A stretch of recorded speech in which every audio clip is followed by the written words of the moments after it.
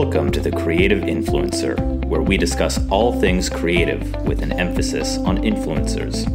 The Creative Influencer is hosted by John Pfeiffer. John is an entertainment attorney in Santa Monica, California, who represents influencers and other creatives.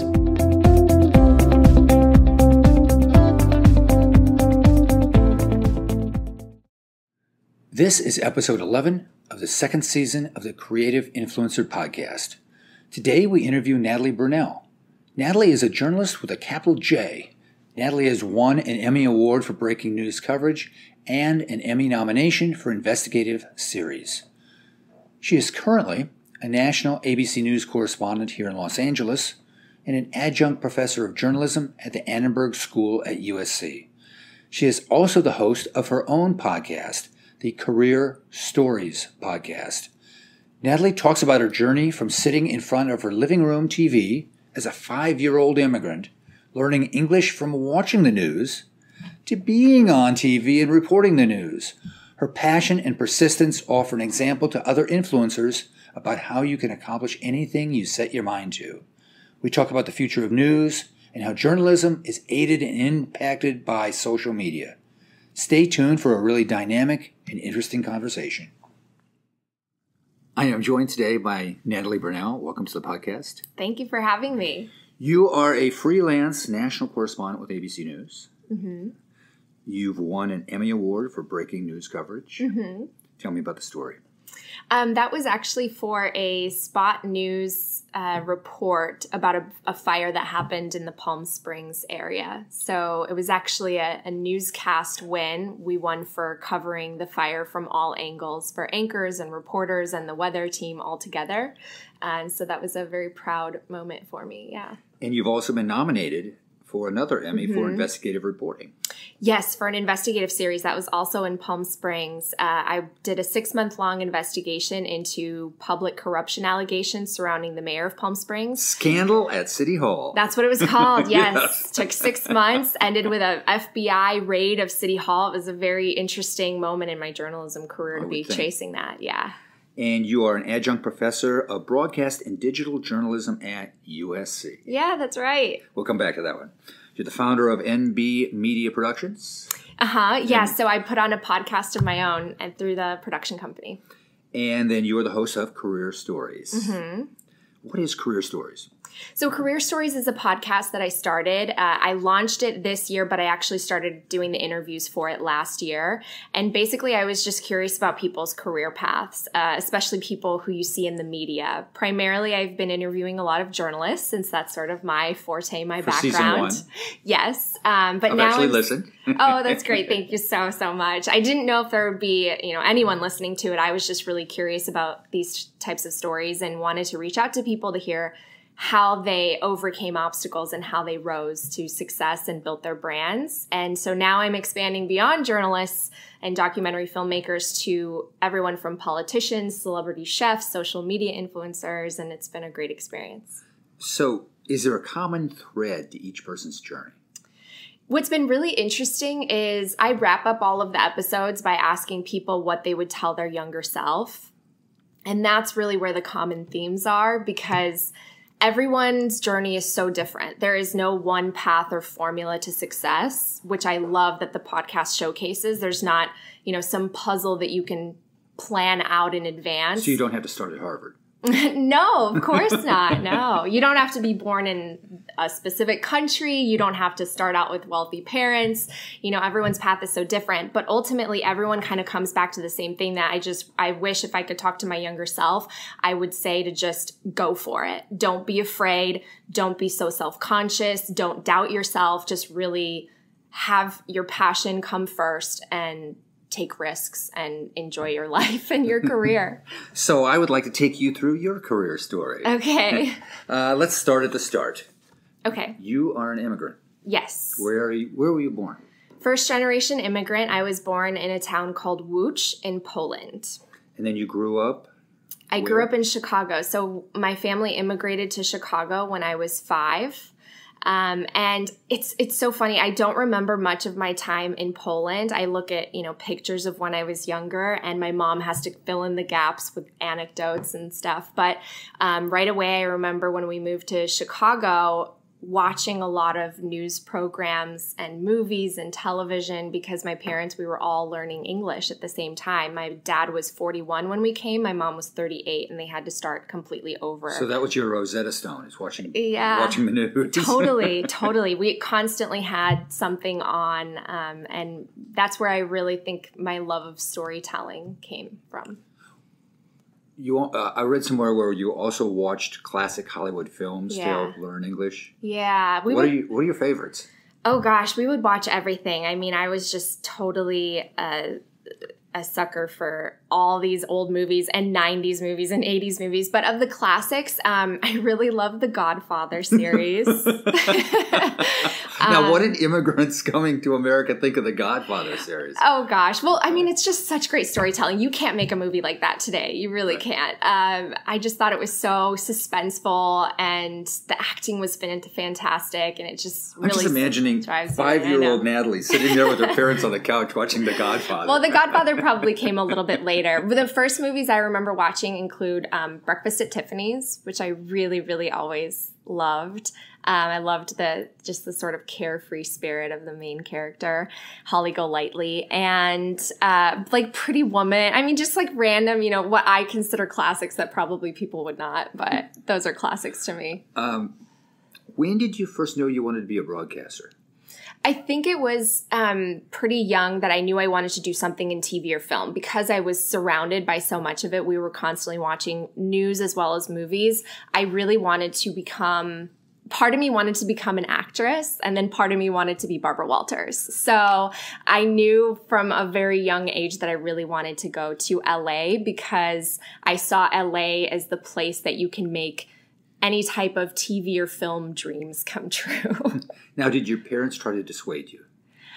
I mean, first generation, it's like, get a profession where you're always going to have work. Yeah, and that's so true. I mean, they didn't try to dissuade me. I think that my parents always just wanted me to focus on education first. So, they didn't want me to struggle in life the way that they did. So they kind of programmed in my head that, yes, you can do the sort of performance stuff that you enjoyed, but always, prioritize education. So I think had it been my mom's choice, my dad's choice, I would have majored in law or medicine for sure, which sometimes I look back and I'm lawyer, like, of course. Yeah, but, I think they also noticed that from a really young age, I just had this bug. I took acting classes when I was really young. I was constantly performing. I did dance. I was always on stage. So there was some element that I think they always knew that I was going to do something. Have you always been comfortable in front of a camera? I think that I've always felt like I enjoy the performance element, but I think that comfort in front of the camera really came with practice. I think there's self-doubt that always comes up, especially when you're starting out and you have to watch yourself back. Like, you think you're the greatest person, and then you see the video or you hear your voice and you're like, oh, maybe not. I didn't know I sound like that or I look like that. So I think it was a little mixture. I knew I had some sort of talent that people would tell me they saw in me, but I also knew that it needed to sort of be nurtured. Were you outgoing in high school? Yes, I've always been outgoing. Yeah, my mom tells me that ever since I was young, I would just randomly be willing to talk to people, make conversation. I was very, very curious. So yeah, that's always been a part of my personality, I think. So journalism is like a natural fit then, talking to people. Yeah, and I think it was definitely during college that I maneuvered totally toward the journalism track. At first, I thought maybe I would still dabble in the entertainment acting when I first came to Pepperdine. That's where I went to undergrad. But it was actually my time studying overseas in Florence that sort of cemented the idea that I loved learning about different cultures and people and doing interviews. And I thought that that love of performance could be sort of molded with a desire to learn and be curious and ask people questions. So I got to back you up just a second. So you're a Chicago girl. Yes. Chicago suburbs, but Chicago girl. Exactly. And you pick Pepperdine for college? Yes. How did that choice come about? Well, because I knew I wanted to do TV or film, I only looked at schools in LA. In fact, while I was in high school, I did a summer program through UCLA to gain like college credit. I took acting, of course, for college credit for arts. So you flew out. You spent the summer in LA. Yeah, when I was a junior, after my junior year of high school, and I just knew I just wanted to be out here. I felt this energy. I felt like it was the hub for creative minds and people who wanted to do something in entertainment or TV film. So I wanted to come out here, and I applied to, like I said, only LA schools. I actually got into USC, and I told them I was going to go. Applied as a business major for the business school, got into like a fast track international relations program. What I was thinking, I don't know. And then while I was in this program, we toured Pepperdine. And it was just like, I have to go here. I'm obsessed with this school, everything it offers. You teach there. It's gorgeous. But more so than it being gorgeous, I felt like if I went there, there would be a sense of community I could be a part of. They really drove home this idea that even if you're a freshman, you can be really involved in different things, whether it's extracurriculars or doing newscasts or acting or whatever it is. It's a small enough school where you can be really involved right away your freshman year, as opposed to, I felt a little bit like UCLA was too big for that. Yeah. Full disclosure, you took a media law class while you were there. Yes. My class. Yes, your class. Now, I keep track of the students. Your names are in the address book, so I can email the student during the class period, but I only keep 2 pieces of information. Yeah. I keep your major and what your career goals are. Okay. And you're looking at me like, what did I write down? Yeah, I wonder. First, let's talk about your major. You were broadcast news and Italian. Yeah. And I found out in looking at one of your bios that you were the first Italian studies major in school's history. Yeah, I created the major. How did you finagle that? Isn't that funny? So I mentioned I studied abroad in Florence, Italy. I loved my time there. I took all sorts of classes because it's not a major specific program. So I took everything from astronomy to humanities to Italian. And I just fell in love with being there, with traveling every weekend. I was in a different country with my friends. And so I also just really enjoyed Italian. And I specifically remember taking classes in Italian cinema and thinking Italian directors and screenwriters were just awesome. And I loved the plots of these stories. Maybe you can explain a Fellini movie to me then. Yeah. Okay. Yeah. I mean, Divorzio all'Italiano, I remember, was one of the films we would pick apart, and it was just so hilarious. It was such a funny movie. I don't know if you've seen it, but I highly recommend it.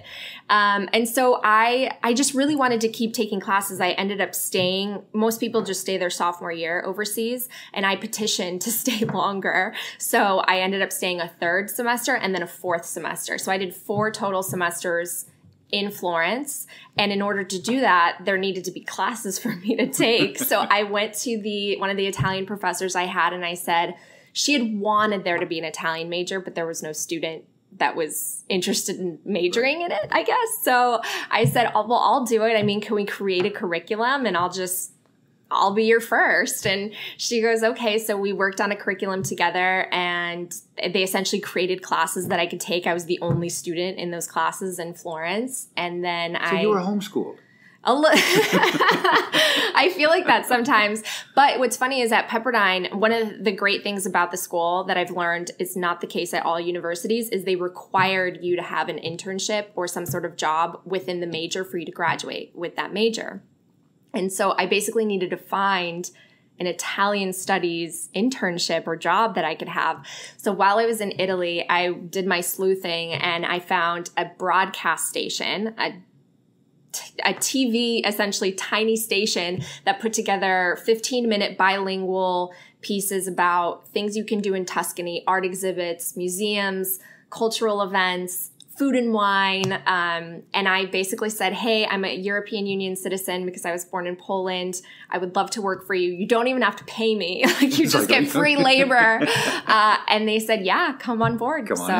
it allowed me to finish out that major. And then the other thing I record is your career aspiration, and you put down to be a travel host for a travel channel. Oh my gosh, that doesn't surprise me at all. That's literally what I wanted to do. I still want to do that. Well, I can tell from your Instagram account that you've traveled a lot. Yeah, I mean, I now if you can just get paid for it. I wish I could travel more. Yeah. I wish I also had a crystal ball back then to know that Instagram or YouTube was going to become this thing and I could become a travel influencer like these girls that I see. I'm like, oh, why didn't I know? I would have started my blog back then. You graduated in 2009. Yes. There was a recession in 2009. Yeah. Where did you go to work out of school? Well, it was such a difficult decision about what to do because the job market was just terrible. And I remember there was an option for me to go to, say, a small market and become a local newscaster. And I remember because I really wanted to be a travel host and I was really interested in these more like documentary style programs that I would watch, stuff on Discovery or Travel Channel. I remember I loved Anthony Bourdain's show at the time, No Reservations. And so I just felt like going to a local news market was not the path for me. And so I didn't even apply for jobs like that. I just wanted to stay in LA and work at some sort of production company. And I would send out applications and I don't really remember where I even applied at this point, but I know at one point, one of my mentors from Pepperdine, he was a film director. His name's Tom Shadyac. He said, if you want to work in TV or film, but you don't really know in what capacity, an agency is a really great place to start. So I applied to and got my first job at CAA. No, I laugh because CAA has that reputation. Yeah. Just of being a very hard place to start. Yeah. I mean, it was also a really good experience for me. I'm not saying that, yeah. Yeah, no, it's definitely a lot like the show Entourage. If anyone in your audience has seen that, there's elements of it that are very cutthroat and competitive. And certainly I was among people who wanted to become heads of studios and really, aggressive agents like the Ari Golds. And I was there thinking like, I don't even know what I'm really doing here. I want to do stories. Some of you are representing people that do that. So it was an interesting time, but also interesting in the fact that I was making about half of what I made in an internship in high school per hour.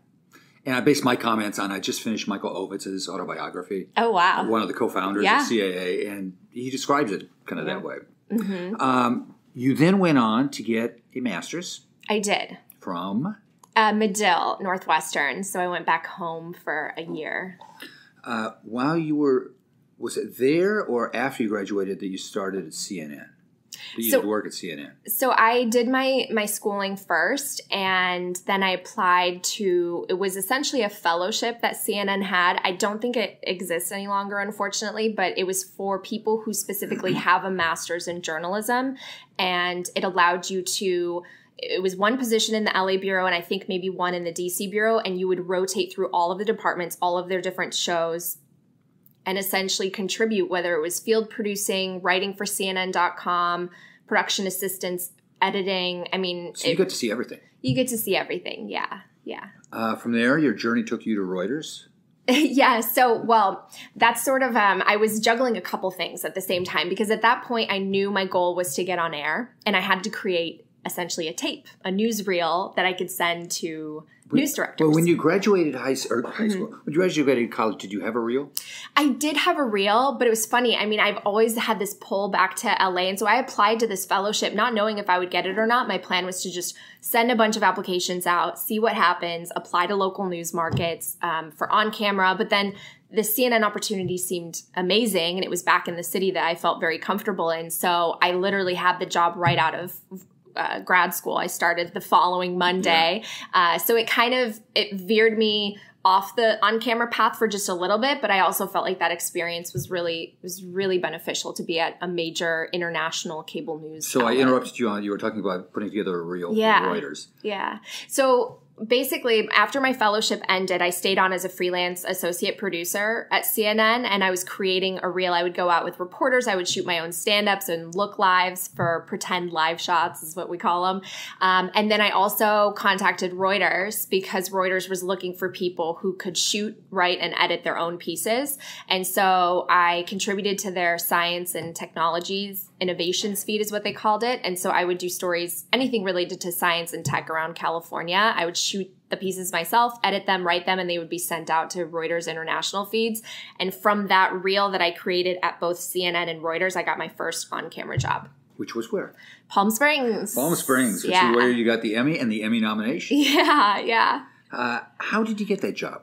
Because I've heard you in your interviews of other newscasters talking about there's tests. Yeah. Did you have to take a test? Oh gosh, I had such a funny experience. I actually tell my students about this and tell them, to be really, really persistent because I did not let this idea of working in Palm Springs go. I really wanted to start there. And so I bugged the news director just incessantly. The reason I wanted to start there is because local news markets are losing resources. I mean, now it's even worse than when I was entering the business. And I knew that I wanted to go somewhere where they would allow me to do live shots and where I would at least occasionally be able to work with a photographer because you do so much better work when you're not also worrying about the production element. Right. And so Palm Springs for me was a place where not only would it be great to live there, two hours away from LA, an airport where I could fly home to see my parents. Some of these local markets, no airport for hours in sight.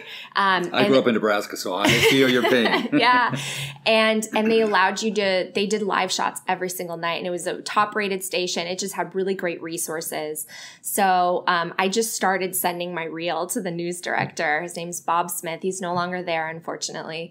But I just would send him updates and I would bug him pretty much every couple of weeks saying, do you have an opening yet?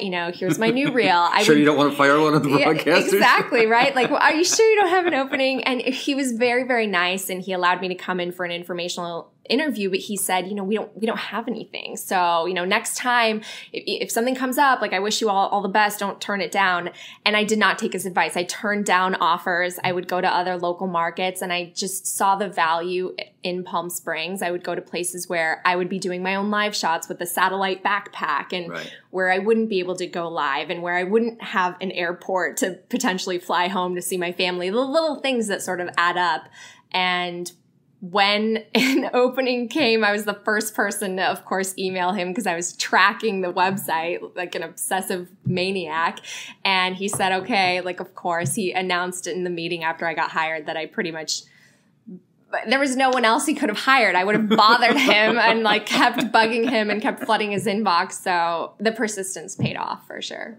Now, I heard through your interviews that sometimes you have a test where you have to pronounce different streets. Oh, I mean, because I was thinking when I first moved to Los Angeles, Sepulveda did not roll off the tip of my tongue. Oh, yeah. Well, some news directors will actually give you a test of the area to see how well you know it. I don't think it's a terrible idea. It's a little bit intimidating, you know, when you're just starting out. But yeah, I remember doing an interview in the Central Coast. I think it was San Luis Obispo, where I had to take like 5 tests just to become a local reporter there, or for the chance to become one. And it was everything from current events to knowledge of the Central Coast area to, doing an anchor audition where they're just giving you names of people and streets and you just have to, And so hopefully you've done your homework a little bit. And, but all of that, hopefully, I think good managers know that you can learn anything. You just need a little bit of time and research. How long were you in Palm Springs with the airport and the nice weather? So I was there for 2 years. And then you went to Sacramento? Yes. Tell me about that job. So I went to KCRA in Sacramento, it's known as a legacy station. It's the top rated station in the state capital. And one of the reasons I really wanted to go there is because not only were they so well known in the broadcast world, but I had really enjoyed my experience of being like an investigative reporter and looking into city politics. And so I thought, what better place for stories than the state capital? Right. What I didn't know is that, the Sacramento market is number 20 for a reason. You cover 20 counties in Northern California. You cover everything from the Bay Area all the way to Tahoe, sometimes north all the way to almost Redding. So you're covering such a wide range of stories. It's definitely not just state politics. But yeah, I actually loved living in Sacramento. It was a good experience. And then you transitioned back to ABC, or not back, but to ABC. Yeah, back in Los Angeles. Yes. So I did not realize, and I think this has changed since when I started. Most of LA is a freelance market nowadays, especially for reporters. So most of my colleagues in the business are freelance. It's very rare now to get a full-time contract, whether you're on camera or behind camera. And so this opportunity came up, and it was for what's called News One. It's the affiliate service for ABC News. So basically, I would go to a national story, like let's say it's the wildfires here in California or a hurricane or a mass casualty incident. I file a national story, and that story goes to 200 ABC affiliates across the country and internationally. So we have affiliates in Canada, in France, in New Zealand, in Israel, and you're also basically offered up to do live shots for any of them. So sometimes, I mean, I've been in stories where you go live from like 2 o'clock in the morning until 11 o'clock the following night because it's breaking news and you have to have that live presence. So. And I want to talk to you about the live. Which do you prefer, live or recorded? It really depends. I prefer live when there's something active happening and there's something to show, because then it's really exciting and cool. And I think, live TV is amazing. There's no planning it. You can't predict it. There's like something really real and raw and authentic about it. What I don't like is when you have to go live when there's nothing to show. Like everything's over. You're just live. We call it for the sake of live sometimes, just to have that presence. But really there's like just a boring background. Trust me, there was somebody being arrested an hour ago. Yeah. So for those situations, I don't like going live. But when there's something really active where you can sort of take the viewer by the hand and walk them around and show them something, I think that's really exciting. For live reports, how much of your report have you already formulated in your head? So for News One, for ABC, you're generally tossing to a package and you don't have a lot of time. Time is really always your enemy in TV. When you say tossing to a package, what do you mean? Tossing to a package means that I have written a 90-second news package, which is essentially a video that has sound bites. It has video. It has my narration. It's a fully composed video that we have sent to the stations, and I toss to it, meaning the anchors go to me live. I do a 2-sentence introduction and I toss to the package. You watch the package. I do a close, and that's a wrap. That's right. Yeah. So for the most part, it's very formulaic. I only have the opportunity to be live for a couple of seconds. Yeah. Do you ever get nervous? Yeah, absolutely. Absolutely. I definitely would get nervous when I did my first live shots that were national, because locally I don't get nervous anymore.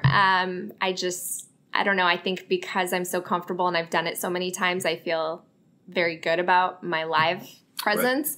Right. But I remember doing my first live shots for some of the national shows. Like we have overnight shows, and when there's breaking news, I've had to go live for ABC World News Now.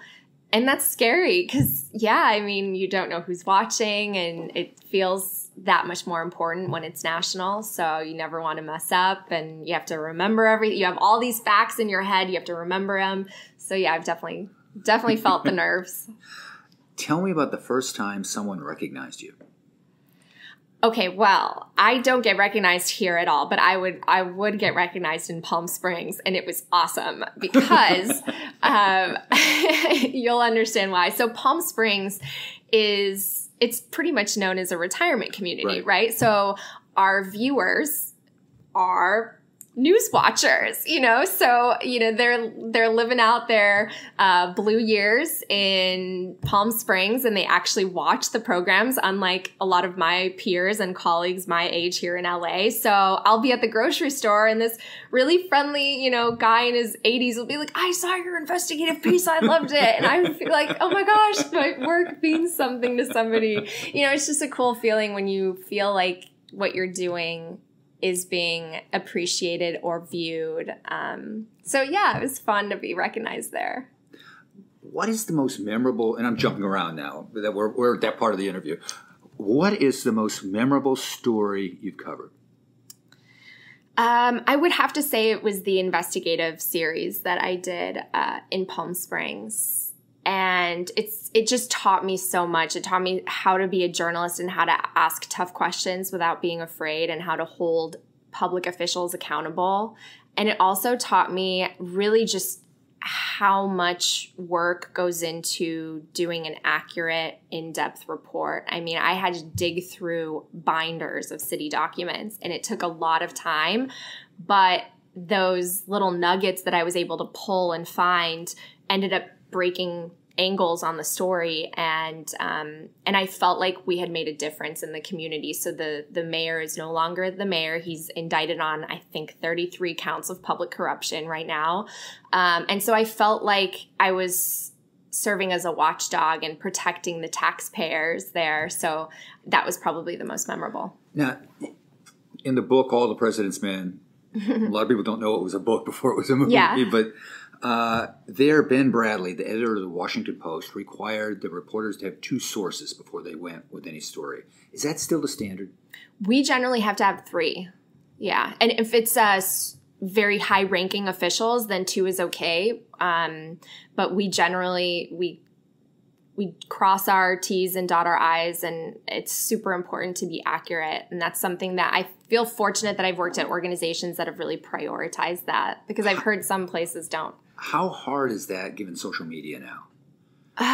It really just depends. I mean, the urge to get that tweet out there before somebody else tweets it. Yeah, but then comes the fallout if you tweeted out something, you were first, but you were wrong, you know, and that's happened to big news organizations for sure.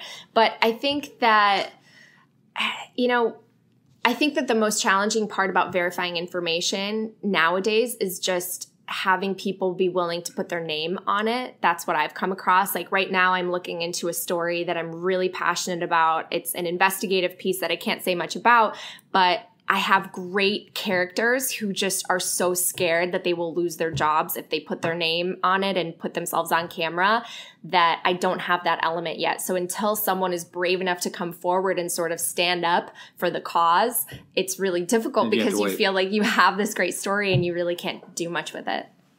Completely shifting gears. Okay. You're an adjunct professor, which we talked about. Yes. And you were kind enough to give me a copy of the syllabus before we sat down. And I'm probably the only person that's ever read your syllabus start to finish. Maybe. Talking as a professor, knowing that my students don't read mine start to finish. But there's a section that says, this course will introduce you to the step-by-step process of producing news content, from understanding the concept of news judgment, when an event is news and why. And I want to stop there. What makes a story newsworthy? I mean, Kim Kardashian's reading for the bar, sitting for the bar. Is that newsworthy? I know. Well, it really depends nowadays, right? Because there are enough outlets out there saturating the market that it's going to be newsworthy to someone probably. Right. And there's a lot of people who want to consume news that I don't find newsworthy. But I think for me, I have a really traditional Big J background. So for me, the litmus test is much more difficult to pass when it comes to news. So for hard news, how would it be newsworthy? I mean, I think that the greater the impact, the potential impact, how many people are affected by it, something like these wildfires, the hurricanes, the mass casualty, it's a national conversation because these are massive events. They're historical events that don't happen frequently, although some of these are happening more frequently. But, I think you just have to really think about what's relevant, what is the national conversation. And I'm thinking about that more and more now since I have experience outside of local news. Just what are people what do people care about? What are people talking about? What are the issues that impact a lot of people, whether they are health related or crime related or economic? I tend to have that filter whenever I think about whether a story is newsworthy. And I think it's actually a great lesson for PR people because I've been pitched so many horrible things throughout my years as a journalist where I'm like, how do you think that this is news? It is completely not newsworthy. Right.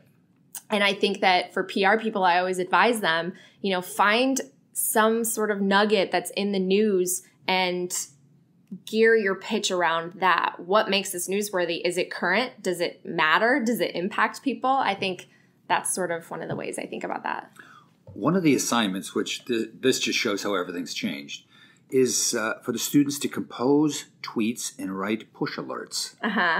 Yeah. Why? Well, it's really interesting. USC has an amazing program. Annenberg has this beautiful facility, the Media Center, which allows students to really get their hands dirty with all the different elements of a newsroom. And right now, the big focus is really digital. And how do you tell a story that might be told one way for TV, another way for radio, and another way for digital? Because most of my students are consuming their news on their mobile phones or their iPads. So that's sort of, thinking concisely, because a tweet is only 140 or so. That's now 280. They doubled it. Okay, they so doubled you can be it. wordy now. So you can be a little bit more, how luxurious. It's really getting them to think about headlines, think about what are the most important parts of this story, and how do you communicate that in a way that'll grab someone via, say, Twitter, so that they'll click on your article and view your content. So we definitely have them practice that. And then one of the other assignments is for students to pair up and examine each other's social media profile. Yes. Oh, yeah. Tell me about that. Well, this is a really interesting assignment, I think, because I think most people today live sort of two identities. We have our real life identities where it's a little bit more real. We have ups and downs, we have struggles, we have triumphs, and we're sort of a mix. Some things are good, some things are bad. And then online, we put our highlight reel and we put our best selves. And nowadays, I think people are much more open than they ever have been. So especially with public figures, you see people being extremely personal on their accounts, whether they're, drinking with their friends, they're going to parties, they're wearing certain clothes, they're, on vacation. And so what messages are you putting out there that you might not know you're putting out? So this is something that we do sort of at the beginning of the semester where people don't know each other yet, and it sort of breaks the ice, but it also makes you think about your own account. Like, what have I been putting out? How is this read by people who, might not be my friends, who might just read it very objectively and think, wow, she's a partier, or she really loves music. Which would make you, as the consumer, look at that newscaster a little differently. Totally. And you have to think about that, because if you do want to be a news personality, high every weekend. You believe that? Right. I know. But no, I think that it could take away from someone's credibility for sure. One day you're reporting on this really serious bill that's come before the Senate floor, but we see you, taking shots with your friends. I mean, obviously there's nothing wrong with people having a personal life, but what you show, I think also today, it really matters as well. How many of the students go back and have to scrub their social media? Well, for the most part, a lot of theirs are private. So you'd be surprised how many that times that came up actually with this assignment was, well, I tried to look at their profile, but it was private. So I think students, especially at USC, are pretty smart about that. And we didn't have too many issues in terms of someone putting on something. I heard a report that at Stanford Law, this was a couple years ago, all but one or two of the students were not on social at all. Oh, wow. Because they all viewed themselves as future Supreme Court nominees. Interesting. And they didn't want a history. Interesting. That we now know of Brett Kavanaugh, who drank beer. They didn't want that out there. Yes. Well, it's funny because social media for journalists is part of your job. So if you don't have a presence, that's actually kind of a problem as well, because you need to be engaging with your viewers, and that's a way to pull people in and draw them to your stories and reports. So it's almost I wouldn't say it's a requirement, but it's definitely really encouraged to be active on social media. And you are active on social media. Uh-huh. What accounts are, I know you're on Instagram. Yes. You use Twitter. Yes. You have the coveted blue check. Yeah. Oh, not on Twitter. Not on Twitter, just on Instagram and Facebook. Yeah. And how much are you on Facebook?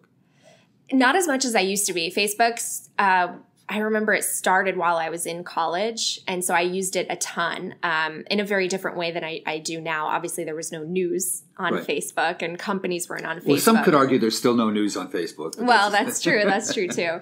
It was really a way to, connect with your friends, post photos from studying abroad. And now, primarily, I use Facebook as sort of an extra news source, but I just don't check it that often. For me, I love Instagram just because I love the visual element of it and the photographs paragraphs are really catching. And it's really a black hole because sometimes I could get lost for hours in Instagram, and I try not to do that. And Twitter definitely for news.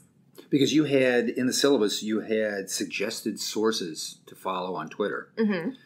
How often does the news hit Twitter for a major news organization that they'll do a tweet before it even gets on their website?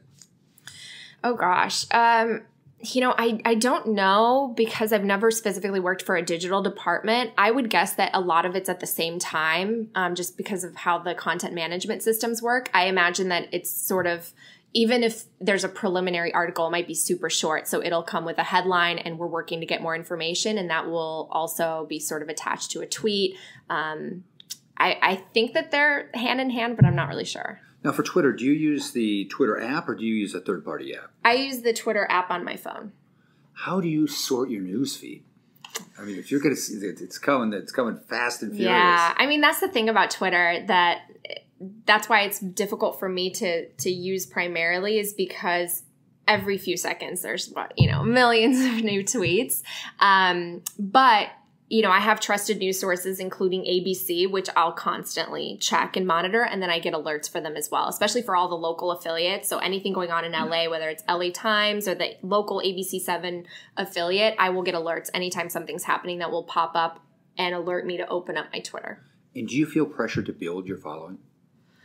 Yeah, I do, because I've definitely met with people, whether it's agents or, decision makers in the industry, that think that is now a currency and brings value. So if you have a huge following, that could potentially translate to viewers or an audience. So I think it's a currency nowadays, and it's really difficult to build a following organically. That's what I was going to ask, how you work at building your following.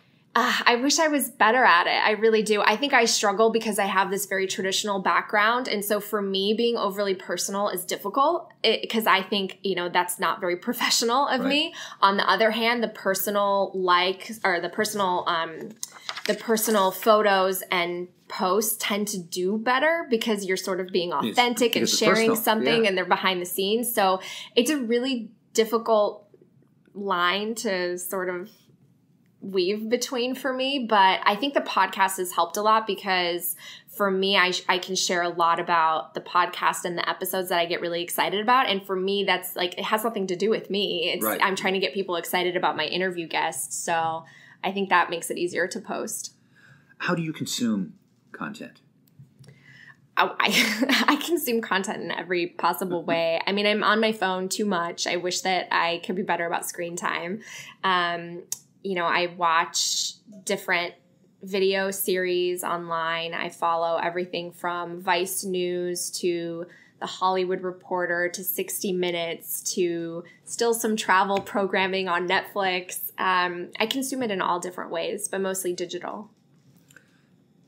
I want to touch the last area from your class. Yeah. There's a discussion about fake news. Yes. How do you define fake news?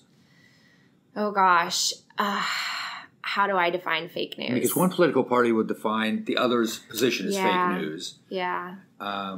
It's so hard. It's not fake. It's just different. Right. No, it's so hard because I think so many people today live in their own echo chambers and they listen to their own experts and their own personalities that are reinforcing their own worldviews. I think that, just black and white fake news is something that's not verified, that isn't accurate, that's not based on facts. It's based on maybe conjecture or opinion. That to me is fake news. But, it's a really hard time to be a journalist because I've been out in the field and people have shouted at me who I'm not a national figure or very well known in journalism. And I've been called, fake news because people just scream it at you. And there's definitely this anger that you can tap into among people that are upset with the way things are in our country. I have a theory for you. Okay. That it is helping, that charge is helping the major stations. Because you have to have a trusted source. Yeah. I mean, I find my own content viewing is even though I may disagree with some of the political positions, I'll go to the New York Times or the LA Times before I'll go to some of the other sources. Sure. Because you trust them. Yeah, no, I definitely agree with you on that. I think it's also interesting how news personalities really aren't trusted sources as much as the actual outlets. Whereas I think when I was younger, it was different. You trusted a specific person that was giving you the news. Right. And nowadays, there's so many shows that are coming out without hosts. And that's something I would try to prepare my students for as well. You know, most people are not connecting with news anchors and reporters the way that they used to. The messenger is not very important nowadays unless you're one of the top, 2%. Or unless you have a big Instagram following. Yeah. So really it comes down to the story and how compelling the story is, because to me, more and more the host or the messenger doesn't matter that much. I'm not going to go the 73 questions a la Vogue, but I'm going to go a couple personal questions. Okay. What's your guilty pleasure? Oh, my guilty pleasure. Gosh. Well, I'm a really big foodie, but I don't feel guilty about it. So I'm going to, I think that's something that really I adopted in Italy. And I actually want to go on a tangent for a second, because one of the things I'm so glad I've adopted of the Italian culture from living there is this idea of not feeling guilty and really enjoying things, because Italians have the art of pleasure down. They wonder why Americans feel guilty about anything. You should enjoy your life. You should work hard, but you should enjoy the cup of coffee, the piece of chocolate, the massive bowl of pasta. And so I really like to indulge in that, especially with food and, traveling. For me, I don't feel guilty about that. So I would have said maybe travel or food, but not that. I guess maybe The Bachelorette. I watched. You had a great Instagram post on that. It said, "The Bachelor, a show about a guy dating multiple women at once, watched by women who hate guys who date multiple women at once."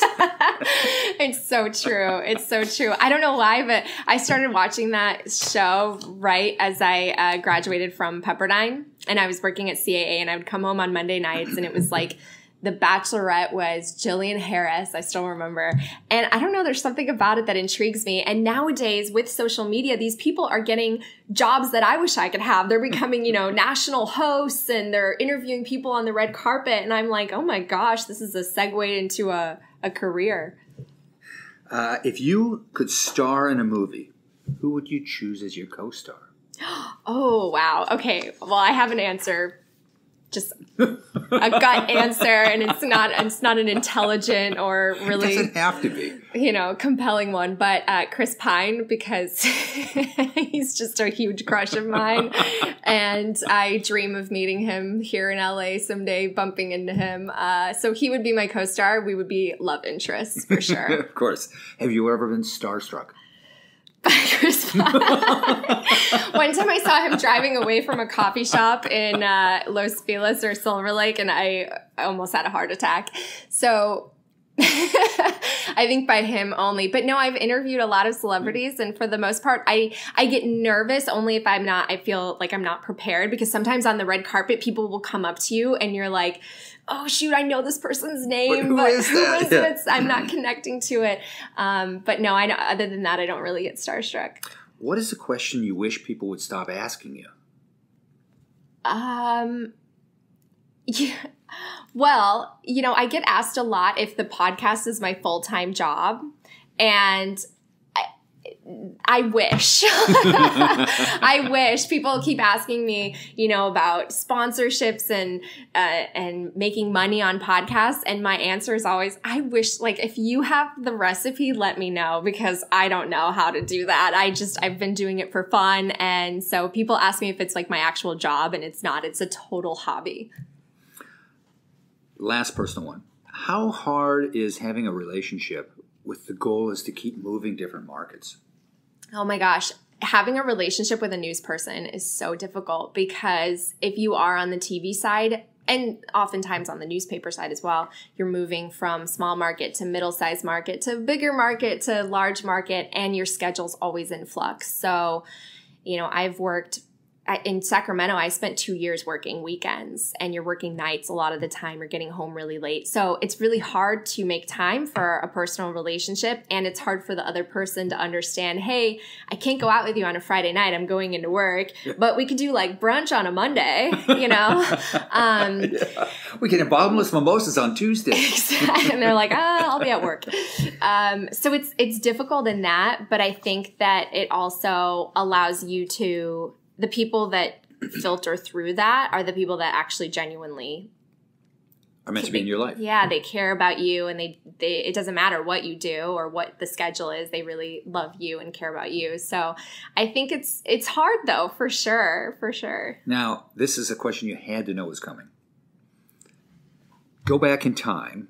What would you tell your younger self? Go get a medical or a law degree. Oh gosh, I don't have as good of an answer as my guests do yet, because I don't think I've reached the level of success that they have to have that sort of wisdom. For me, I think often about what I wish I knew when I was younger. Like I wish that I had started on digital earlier. I wish that maybe I had studied something that wasn't just journalism so that I could have a specialty. Like nowadays, people are really valued for an expertise in something. So maybe that's law, maybe that's medicine, maybe that's, business. And so I sort of wonder sometimes, should I have gotten a different major or gotten a different degree? But ultimately, I think I would just tell my younger self not to worry so much, because I tend to put a lot of pressure on myself, as I think a lot of my guests have in the past. And you realize that worry it does nothing for you. It hurts you, if anything. It doesn't make anything easier. The only thing that makes anything easier is just moving forward, working really hard, being good to people, and doing your absolute best that you can for that day. So I think I would just tell myself not to put so much pressure on myself and not to worry. And then final question, where can people find you on the internet? Okay, so I first want to direct everyone to my podcast, to Career Stories, which is on Apple and Google Play and Spotify, Career Stories. And then I'm on Twitter and Instagram and Facebook, and all of it's just under my name, Natalie Brunell. Thank you. It's been a pleasure. Thank you for having me. That's it for this time. If you enjoyed our podcast, please write a review on iTunes and tell your friends to subscribe. If you have any questions about influencers or suggestions for future episodes, email them to John at Pfeiffer@pfeifferlaw.com. Thank you for listening.